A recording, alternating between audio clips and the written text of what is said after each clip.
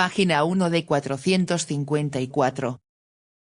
Nutrición y degeneración física, Weston A. Price, 1938. Comparación de las dietas primitiva y moderna y sus efectos. Prefacio. La amable acogida que han tenido mis diversos informes sobre estudios de campo entre grupos raciales primitivos y las numerosas solicitudes de copias de esos breves informes y de datos adicionales, junto con la necesidad de proporcionar interpretaciones y aplicaciones de los datos, me han inducido a consolidar mis investigaciones. También ha habido muchas peticiones de mis pacientes y de miembros de las profesiones médica y dental para que les diga de forma concisa lo que he encontrado que sería útil como procedimientos preventivos.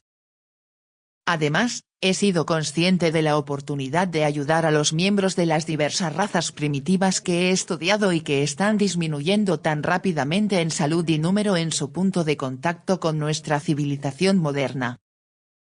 Dado que tienen tanta sabiduría acumulada que está pasando con ellos, me ha parecido importante que se descubran y eliminen los elementos de los contactos modernos que son tan destructivos para ellos.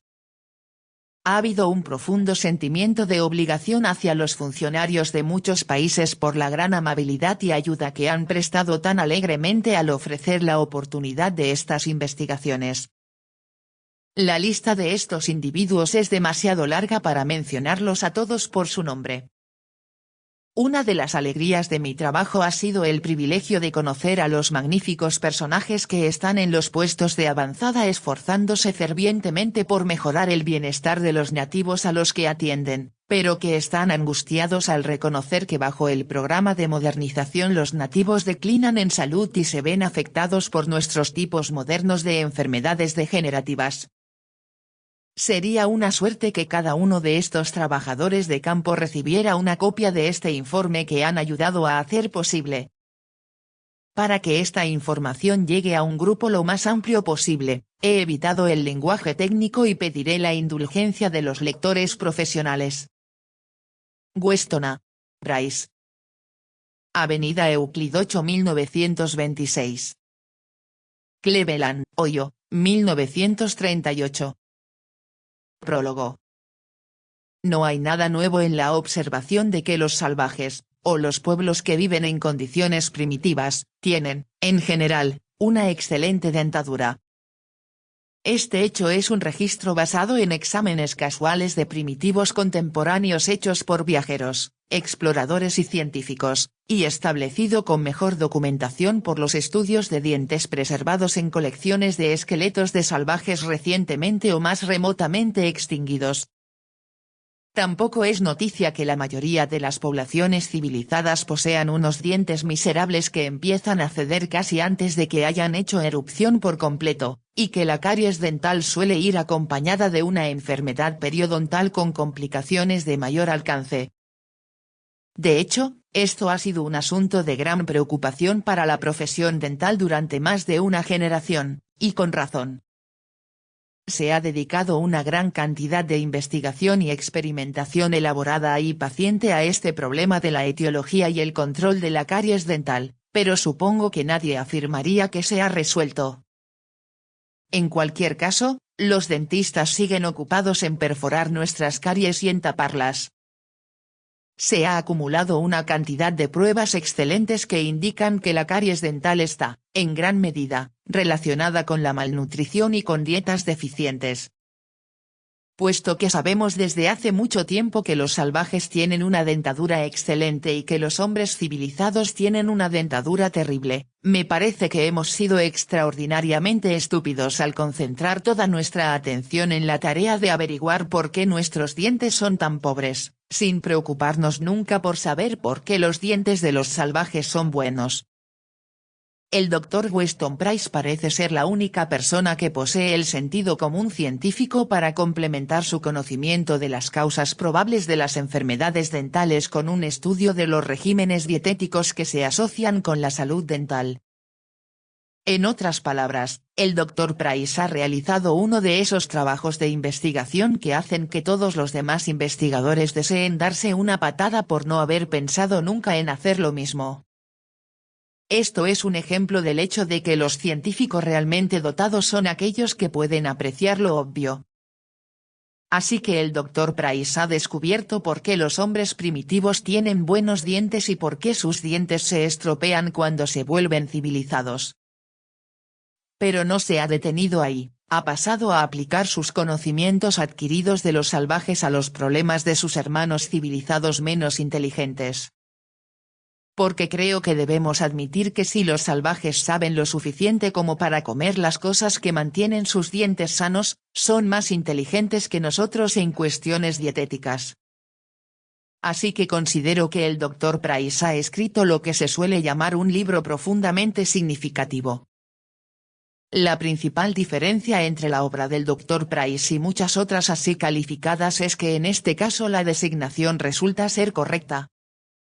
Saludo al Dr. Price con la más sincera admiración, del tipo que se tiñe de envidia, porque ha descubierto algo que me gustaría haber descubierto por mí mismo.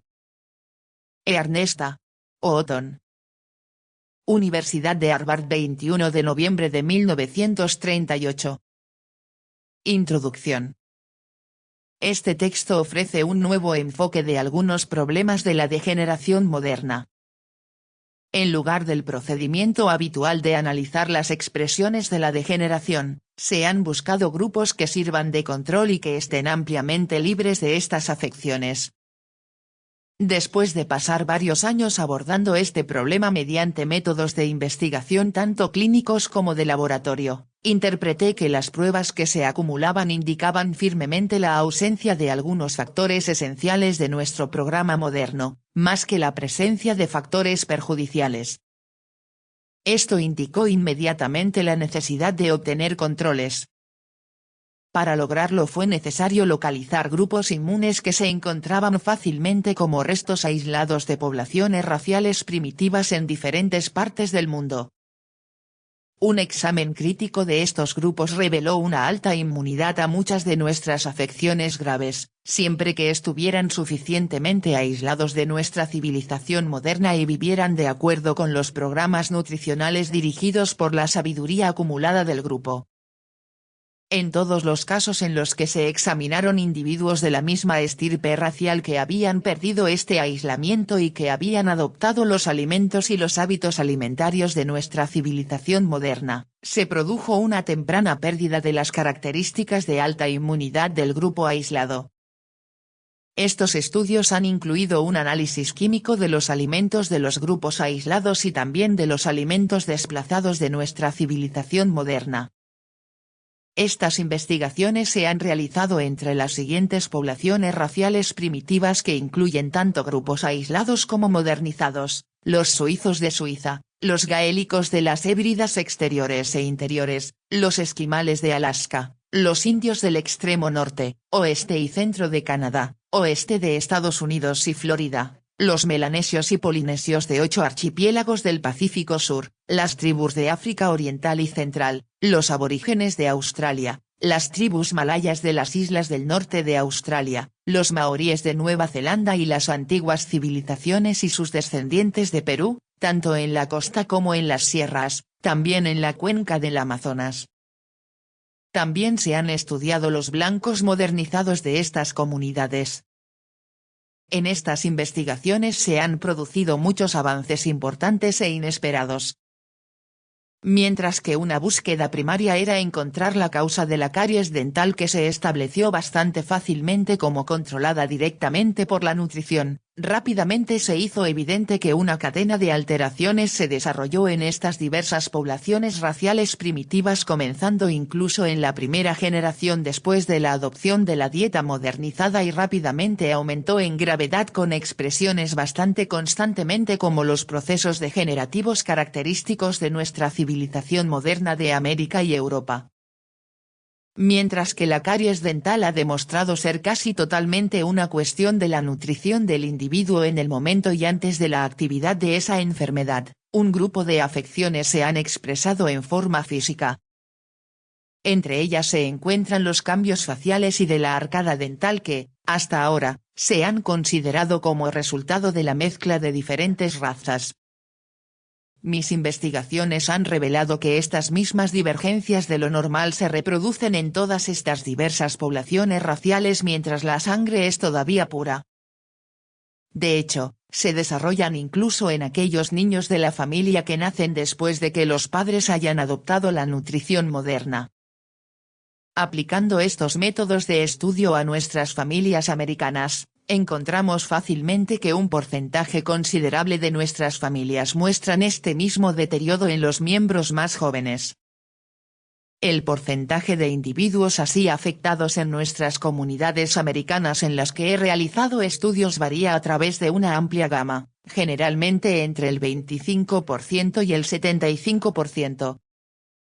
Un cierto porcentaje de este grupo afectado no solo presenta estas evidencias de lesión física, sino también alteraciones de la personalidad, la más común de las cuales es una eficiencia y agudeza mental inferior a la normal, principalmente observada como el llamado retraso mental que incluye el grupo de niños en las escuelas que son incapaces de seguir el ritmo de sus compañeros. Su coeficiente intelectual es generalmente más bajo de lo normal y desarrollan fácilmente complejos de inferioridad derivados de su discapacidad. De este grupo, o paralelamente a él, un cierto porcentaje desarrolla trastornos de la personalidad que se expresan en gran medida en rasgos antisociales. Entre ellos se encuentran los delincuentes que en este momento están causando tantos problemas y preocupaciones debido a la evidencia del aumento de su número. Este último grupo ha sido explicado en gran medida sobre la base de alguna experiencia condicionante que se desarrolló después de que el niño había alcanzado una edad impresionable.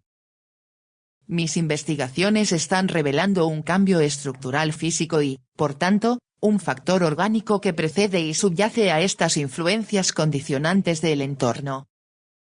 El hecho de que una encuesta gubernamental haya mostrado que el 66% de los delincuentes que han sido tratados en las mejores instituciones y liberados como curados, han desarrollado más tarde sus tendencias antisociales o criminales, enfatiza fuertemente la necesidad urgente de que si se van a aplicar métodos preventivos, estos deben preceder y adelantarse a las lesiones primarias mismas.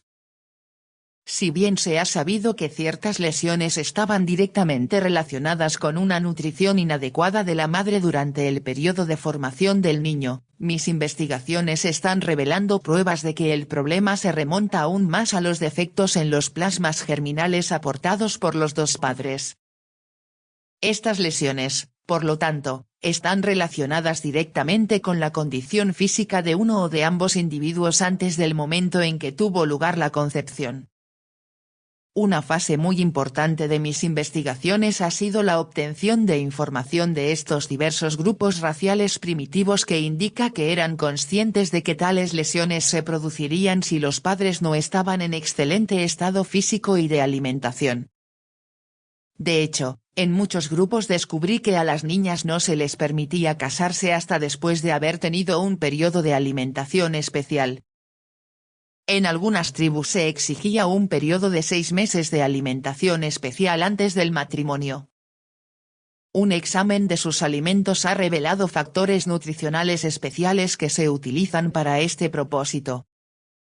El alcance de este trabajo, en consecuencia, se vuelve de interés directo en muchos campos, incluyendo las diversas ramas de las artes curativas, particularmente la medicina y la odontología, y las organizaciones sociales que se preocupan por el mejoramiento de la raza.